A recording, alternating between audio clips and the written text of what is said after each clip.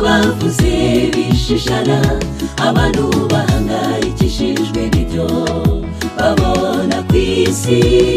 Coronavirus, Ebola n'izindi zose zihangayikishije isi umunsi wa none. Nubwo bigoye ariko dufite Imana idahwema kubana natwe no mu bihe biza. Abanyarwanda twese, isi muri rusange, itegeka isi n'ijuru iratuzi. Nubwo bigoye ariko dufite Imana idahwema kubana natwe no mu bihe biza. Abanyarwanda twese, isi muri rusange, itegeka isi n'ijuru iratuzi.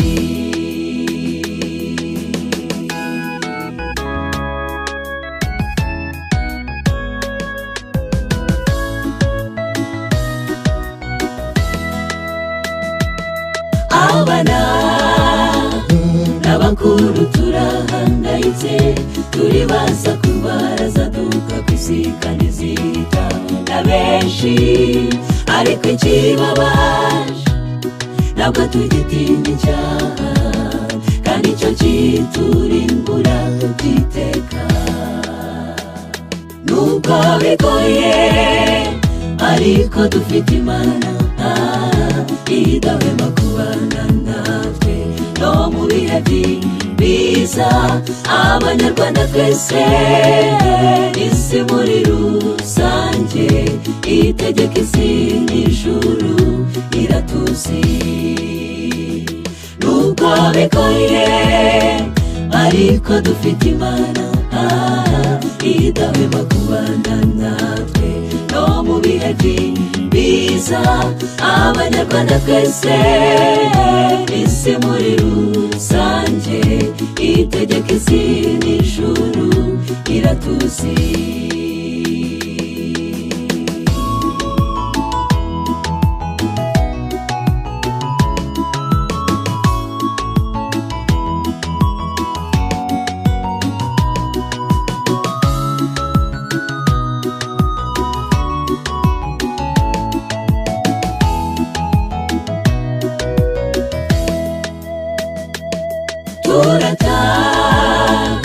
Kamba Mana yacu uri mu ijuru, abariho utanga urukingo rw'izi ndwara zihita na benshi. Uduha urukingo rudukingira icyaha, roho nzima iture mu mubiri muzima. Nubwo bigoye ariko dufite Imana idahwema kubana natwe no mu bihe biza. Abanyarwanda twese, isi muri rusange, itegeka isi n'ijuru iratuzi.